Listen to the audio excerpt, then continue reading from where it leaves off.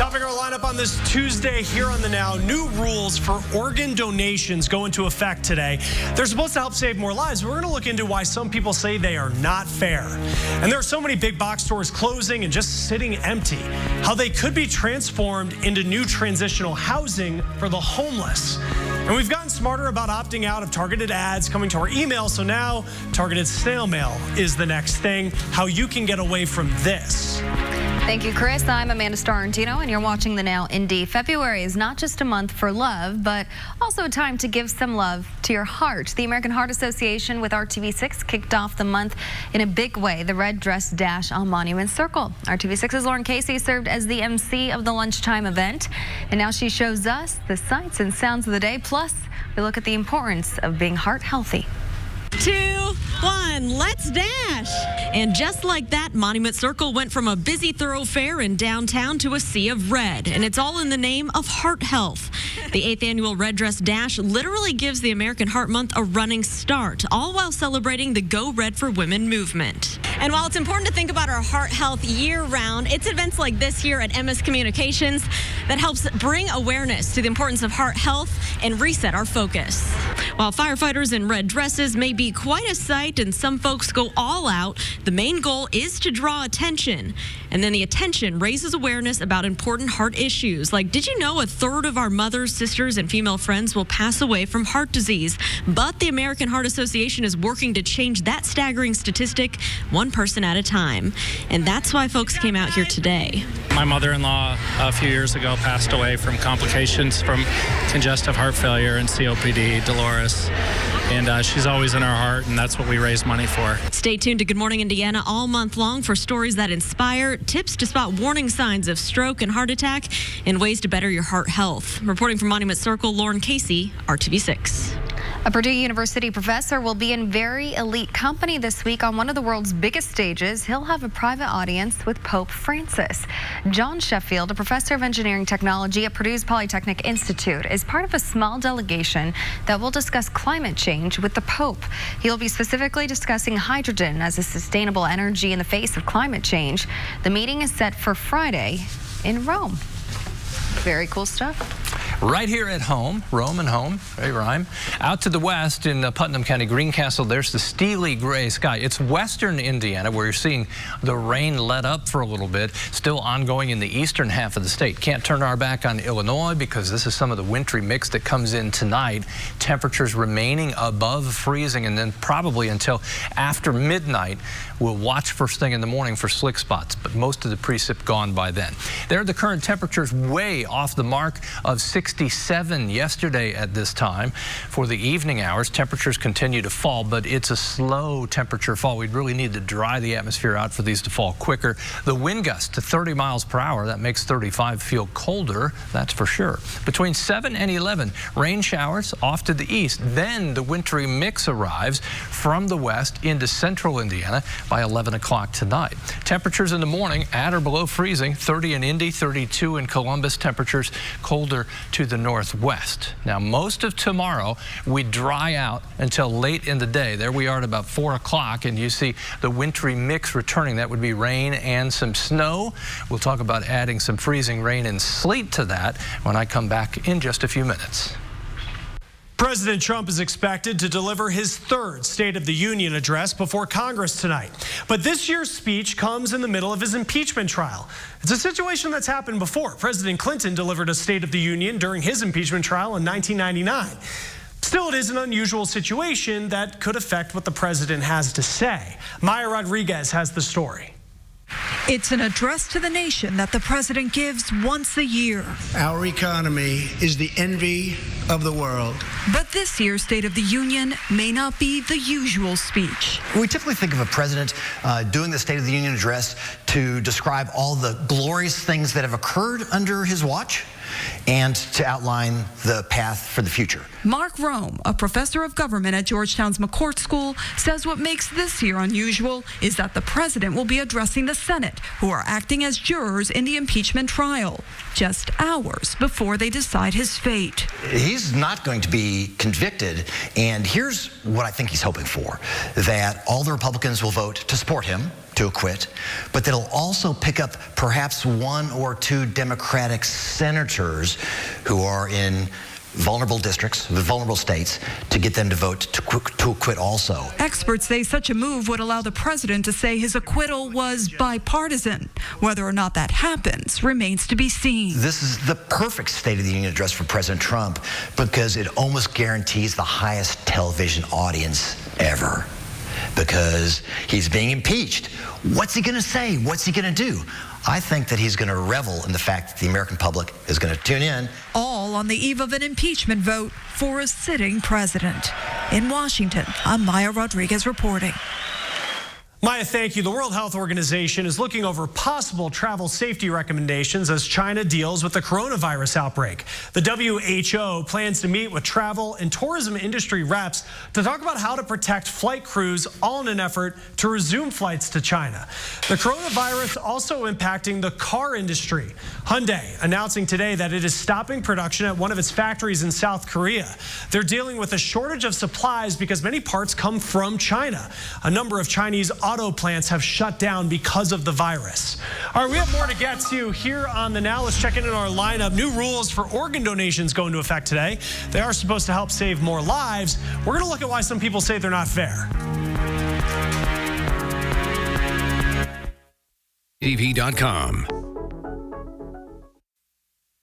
Welcome back. Many business owners having an affordable shop of their own is just a dream, but now on the city's east side at Washington Street and Post Road, those dreams are coming true. Kyle Lewis is the owner of Indy Vintage, just one of the 27 shops inside the W Street Shopping Center built by businessman Caleb Paddock. Lewis says Paddock is reinventing a side of town that often feels forgotten.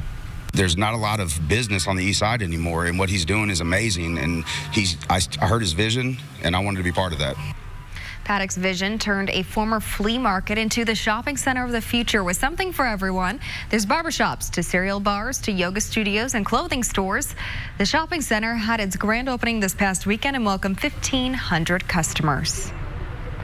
New rules on liver donations go into effect today. They work to ensure that people who really need organ donations are considered higher priority.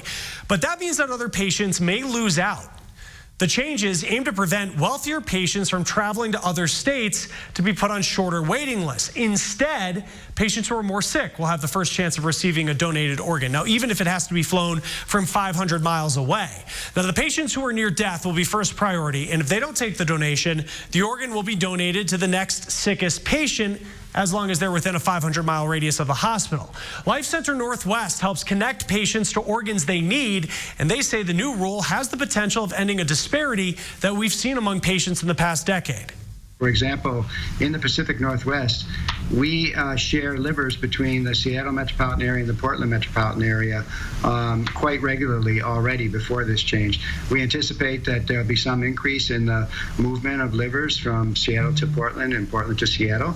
But in the at the end of the day, the net effect will be that there won't be much of a change in terms of access to those livers for patients in the Pacific Northwest. On average, people can spend anywhere between several months to several years waiting for a liver, depending on the blood type and location. Now, while the new rule sounds beneficial to sick patients, not everybody's okay with them. About a dozen hospitals filed a lawsuit last year to prevent those changes from taking effect. They say the rules aren't fair to people who are closer to organs but are healthier than other patients. Well, whistle your way to safety. That's the new campaign at a Virginia police department. It's built around a centuries-old method. The idea is pretty simple. If you feel threatened or need help, you blow a whistle as loud as you can.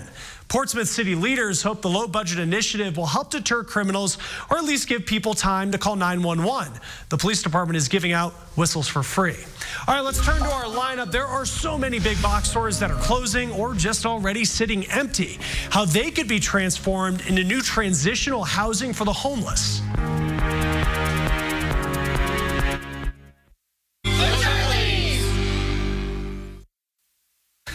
Fewer Americans are seeing primary care doctors these days. This story starts our newsfeed. The Annals of Internal Medicine has a new study, and it's raising concerns that there could be worse health issues in the future. Beverly Hills 90210 star Shannon Doherty battling stage 4 cancer. 3 years ago, the 48-year-old finished breast cancer treatment. It is unclear just how long she's been facing this new diagnosis.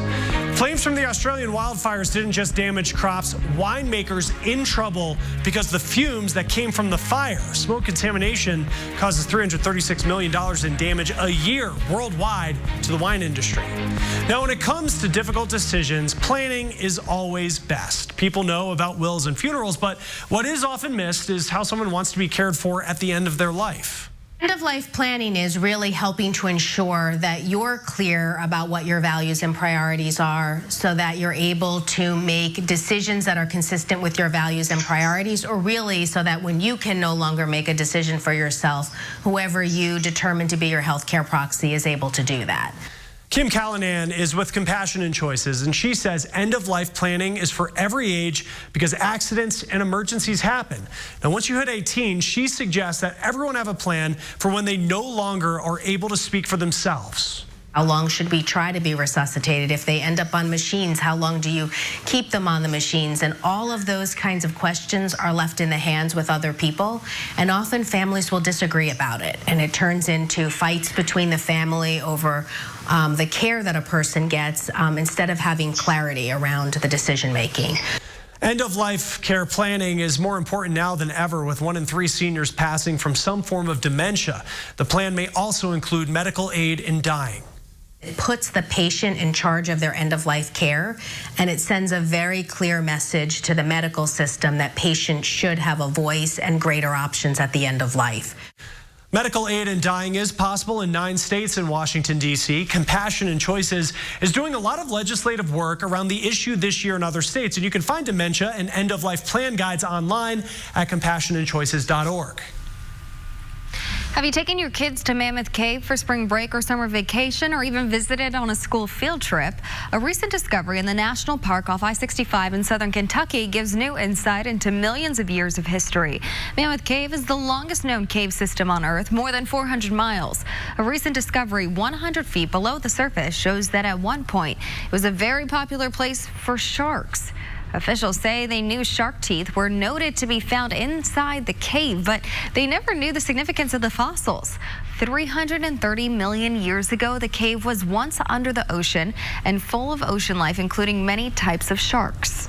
Some that act more like rays, crushing up hard stuff. Others that are big fish eaters. They are not all one kind of shark. There are at least 10 or more kinds of sharks represented. They found hundreds of shark teeth and also cartilage. The cartilage is believed to be from a type of shark that has no known fossil record anywhere in the world. Mammoth Cave National Park is open year-round. It's about a 3-hour and 15-minute drive from Indianapolis off I-65, not far from Cave City, Kentucky.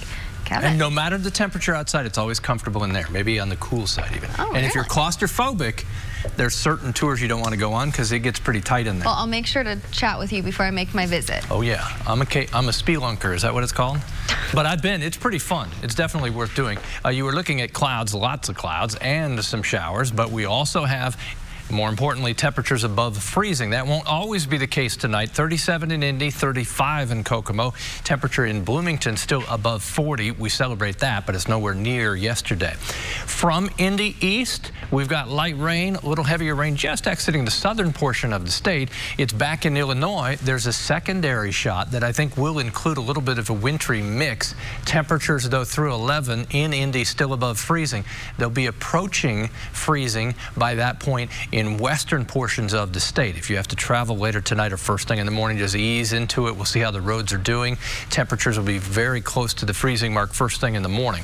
Temperatures come up early tomorrow afternoon to about 35. Then round 2, a more significant impact expected as we get to tomorrow evening and tomorrow night. There's a little area of blue with some snow from Terre Haute to Indy. That's at 4 o'clock in the afternoon. Rain in the southern portion of the state. This pink area represents where I do think we'll see some light freezing rain, snow to the northwest of that, and rain to the south. May even mix in a little sleet as well, and that complicates the forecast a bit. Temperatures there in the mid-30s. The 4-day forecast, which includes somewhat warmer temperatures, coming up. An architecture firm has a unique plan to help provide shelter for the homeless. Elizabeth Ruiz found it would ultimately breathe life back into some old superstores. My night homelessness started with drugs. Within a year, I lost everything. Christina Gutierrez spent a year of her life on the streets of Southern California.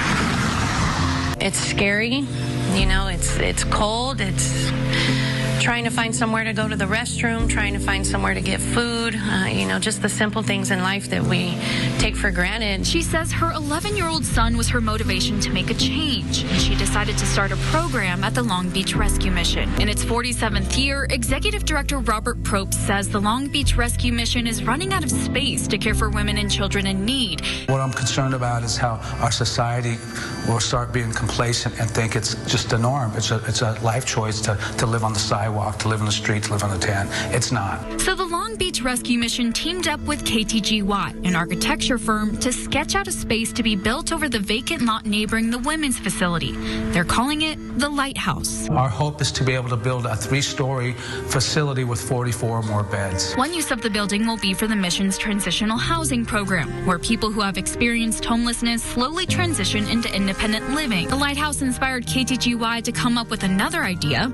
With a greater need for transitional housing and so many vacant big box stores, why not repurpose some of those stores into transitional housing communities? They're calling that concept Rehabit. There's a big box of 4 walls and a shelter. Why can't we just move people in there? KTGY's David Senden says there would be sleeping rooms, retail stores to work in, support programs, and a dining hall. This takes a lot of political will. It's going to take a landowner with some motivation. It's going to take a lot of people coming together as a coalition to make something like this happen. But it's not the design that's the complicated part. It's the program. Probst believes everyone should be assessed before going into the community because some are ready for it and others aren't. Christina says it should be a healthy place to live and work until the people can find permanent housing. There's structure, there's case management, there's an itinerary for them to follow so they can better themselves. Christina knows the benefit of transitional housing. She's part of the 87.5% success rate of people who have graduated the program and are now in independent living. Since she graduated our program, turned her life around, she got married. She has a little girl. She's a great parent. She's a great mentor, a great wife, and a great employee. So she's the epitome of success. While working at the mission, Christina is also training to become a certified drug and alcohol counselor. She hopes to show others they don't have to stay homeless forever. How could I not give back to the place that gave so freely to me? In Long Beach, California, I'm Elizabeth Ruiz reporting. Elizabeth, thank you. Now, losing a loved one to dementia or Alzheimer's disease, it's difficult to say the least. Now, in advanced stages, the person likely doesn't remember their closest family members. When an 83-year-old dentist from New Jersey lost his brother, he decided to do something about it. My brother had died recently with complication of Alzheimer's disease, and I said, you know, maybe I have one more flight left in me, so I decided that I really wanted to raise money for Alzheimer's. Edwin Galkin is a pilot, and he's planning a flight around the world. He and his neighbor will take turns behind the controls starting in March, circling the globe to raise awareness to find a cure for Alzheimer's. The trip is expected to take 45 days, but they will be documenting the entire journey online. You can see it, flyforthecure.org. Let's start the news feed. The U.S. has a new nuclear weapon. It can be launched from a submarine. The Pentagon looking to counter Russia's growing nuclear arsenal. Broken hips are a common problem for aging Americans. In fact, more than 300,000 people 65 and older go to the hospital each year for that problem. The CDC has new research saying an increase in calcium and vitamin D can cut that number down. Well, questions about how Google and Tinder process data. The Irish government looking into those companies. Regulators want to see if they can legally process the location data of users and whether they're following transparency laws. Now, finally in our lineup today here on the Now, we have gotten smarter about opting out of targeted ads coming to our email. So targeted snail mail, is that really the next thing? Well, we're going to tell you how you can get away from that.